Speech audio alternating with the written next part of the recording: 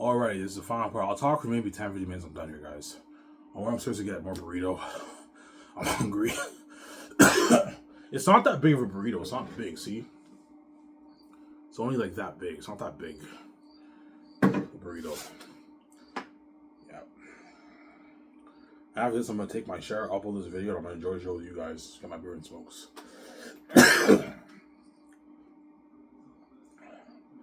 So, Sarah.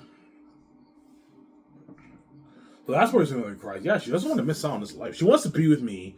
She wants to see the life. She doesn't want to miss out on the life, man. The multi-billion life I'm living, man. Yeah, man. I'm living a life like Tony Stark and Iron Man. With my private jets, my yachts, and my high-end fucking house. I just don't miss out on that, man. Yeah, I'm trending too.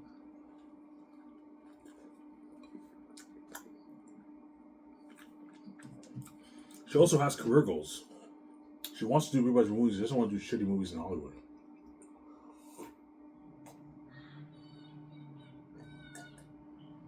She knows as long as she stays in Hollywood, she'll be doing shitty movies.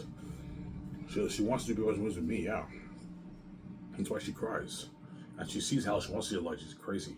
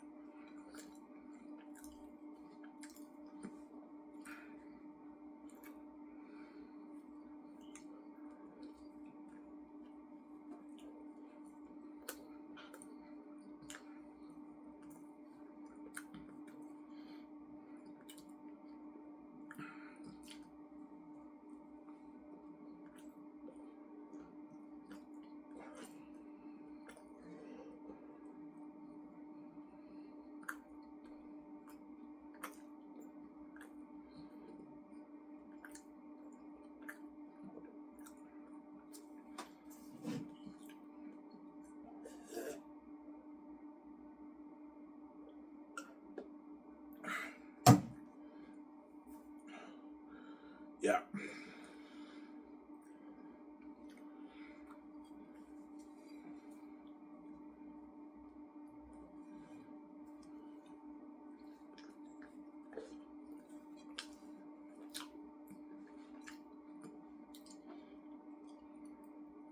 Is your book long, Ivan? It'll be like 800 pages to 1,000 pages, my book. 750 to 1,000 pages, around there. My guess is 800 pages, maybe my book. It's a long book. But it's not as long as Lord of the Rings. Lord of the Rings is a longer book. Some Sarah.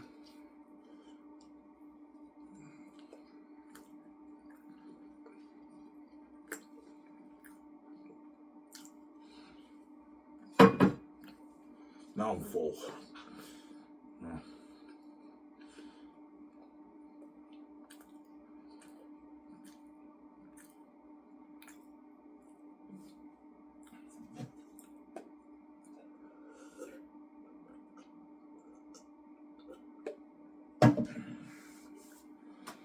Yeah.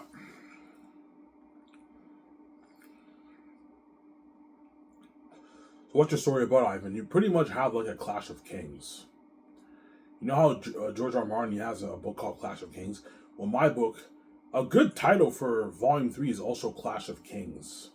But I don't want to copy Game of Thrones. Hence why the better title is War in the North for Volume 3. Volume 1 and 2, I don't have a good idea for the title. But for my story, you pretty much have this Clash of Kings. You have Eretet, who's the devil king of the south. You have Takis, who's the prince of the north. You have Faful, who's the prince of the south. You have Ephesus, who's the king bat of the mountains. The king of the mountains. And you have this clash of kings.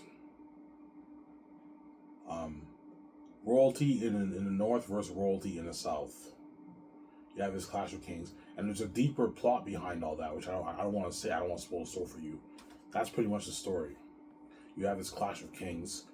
And there's a deeper plot behind the clash of kings. But if I tell you, I'll ruin the story for you. That's why I don't want to tell you. That's why the masterpiece. Yeah. Each, for example, Takis is not welcome in the south. Eretat's not welcome in the North either. They have their own territories.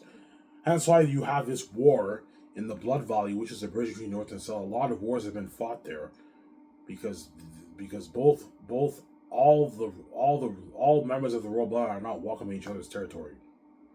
They have their own territory, which leads to the plot of the story. Eretat in Volume 3, he's in the North, and that's what makes the plot so amazing.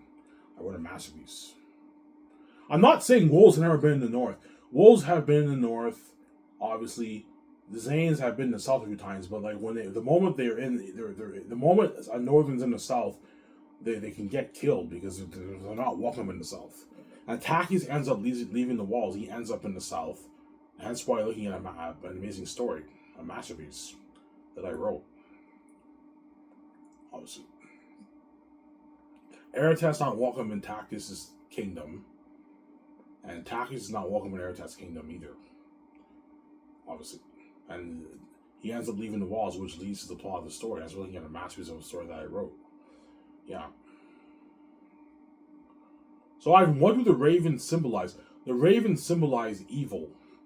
Eretat and not all of them are evil, obviously. They symbolize evil, obviously. You read the book, you have in the south you have the crows. The spies of the south, and you have the wild crows. It symbolizes evil in the south. Right? It symbolizes evil in the south. Whereas the north symbolizes beauty. You have the white stags, you have the eagles who are beautiful. They symbolize peace. And the eagles symbolize peace, the crows symbolize the evil pretty much, right? When you read the book. I don't tell you the symbolism in the book, but it's obvious that the wild crows obviously symbolize evil, and the eagles symbolize peace. The eagles are beautiful beings, they're beautiful eagles, whereas the crows are not beautiful, they're horrific beings to look at, they're demon crows. Eretat spies are demon crows. Yeah. Obviously. And Taki's generation is a lucky generation. So I'm going to say I won't spoil the story for you. And you have the cursed devil asses of the south and the holy asses of the north. So I'm going to say I won't spoil the story for you. That's why I'm looking at a master that I wrote. Looking at an amazing story that I wrote, yeah. Volume 3, you have the big twist. That's why it's my favorite. Volume 3. But you can argue Volume 2 is better, but I like Volume 3 more than Volume 3, the Volume 2. But the worst one for me is Volume 1. It's just the beginning of the story. And in Volume 2, you can argue it's better than Volume 3. Volume 3, you can argue it's better than Volume 2. It just depends on your personal taste, man, and your opinion, right? A lot of people are going to like Volume 2 the best. Some are going to like Volume 3 the best. Some won't even like Volume 1 the best. I highly doubt Volume 1. Volume 1 is the beginning of the story. It kicks off the story. But Volume 2 is when the story picks up. Volume 3, it picks up even more. But you can argue Volume 2 is better. You can argue Volume 3 is better. It just depends on your personal taste. Volume 2 is more drama, politics. Volume 2 is more drama and politics, but it's really good. Volume 3 is like the action and then the big plot twist, the big climaxes. Volume 3 is when you get the big climaxes, the plot twist, the big action sequences. That's why you can argue it's the best. Volume 2 is more politics, drama, that kind of stuff. I'm sorry? Volume 2 is like a thriller, drama, politics. And Volume 3 is also a thriller, but you got the big plot twist, big climaxes in Volume 3. That's why you can argue Volume 3 is better, you can argue Volume 2 is better. It just depends on your taste. I like Volume 3 the best, personally. But sometimes I go back and forth with Volume 2. It just depends. Volume 2 is really good. But I like Volume 2 the best. Sarah?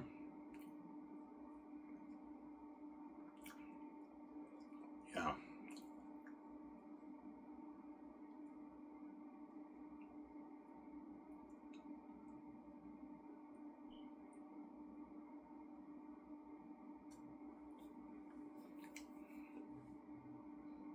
Sarah?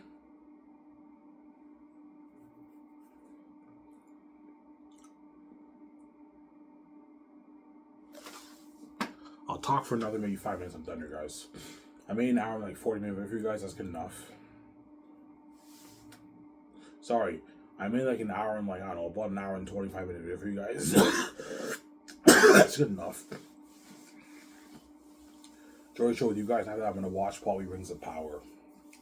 Finish episode 4 and 5. I'll take my walk tonight. I gotta go to bed early. I have work at 8 tomorrow at Dinty's.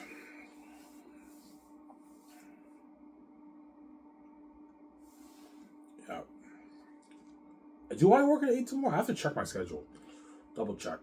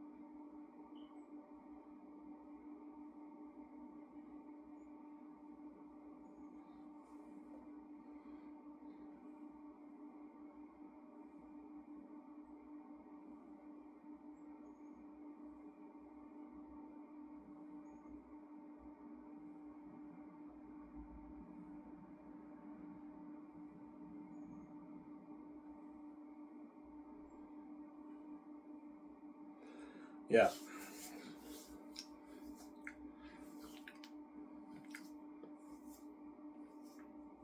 You have a title for your book, Ivan? Which volume? No. For the book, I'll just leave it volume 1, volume 2, volume 3. But for the movie, I'm going to come up with a title.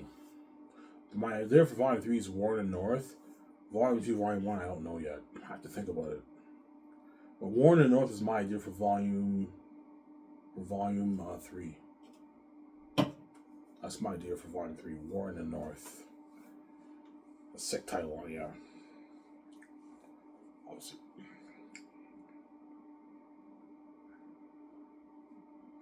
Ivan, seriously, man, you're so cocky. You really think your book is better than Lord of the Rings and Game of Thrones? Yes. It's a better book than Game of Thrones and Lord of the Rings. It's a masterpiece, man. More interesting. I read Lord of the Rings, man. I read the book. Amazing book, but it's not as interesting as my book. My book is more interesting, man.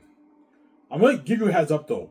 Do not expect Zayas to have better dialogue, better, richer speech, and better world building. It does not. Zayas has the dialogue and the richness of speech is not as good in Zayas compared to Lord of the Rings and Game of Thrones. And the world building is not as good as Game of Thrones and Lord of the Rings. But the story and the characters are better.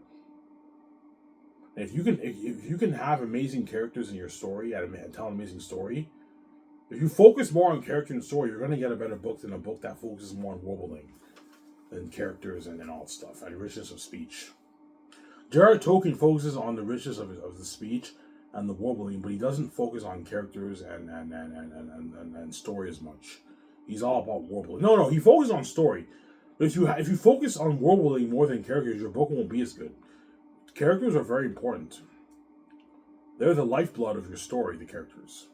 You need to create good characters for your story.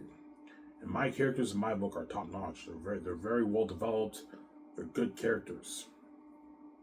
And the story is really good. Hence why it's better than Game of Thrones, it's better than Lord of the Rings. I wouldn't be as cocky, guys. I'll tell you now, man. I read Lord of the Rings. I read it. I read the first book 2.5 times. I read Two Towers. I read Return of the King. They're good books, but they're a bit boring. My book is not like that. My book is fresh. It's not dry like Lord of the Rings. A little bit dry like Lord of the Rings. It's really, really good. Because Lord of the Rings, in my opinion, is a bit dry. And it's a bit boring in some sections. It's a masterpiece, but sometimes I have to force myself to read an extra 10 pages. Because J.R.R. Tolkien drags on the pages describing everything, man. The sunset, the door, the horse, shadow effects, the horse.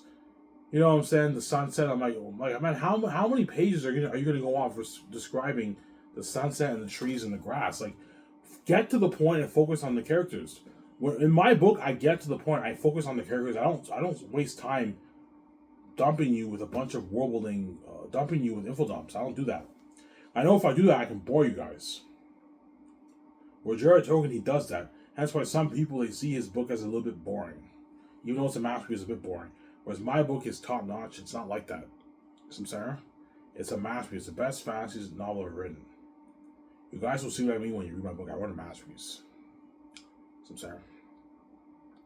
Anyways, guys, I made a good, I don't know, hour and like 20 something minute video, guys. I hope you guys enjoyed this show. Stay tuned. My next video will be in a good maybe 7 days from now, guys.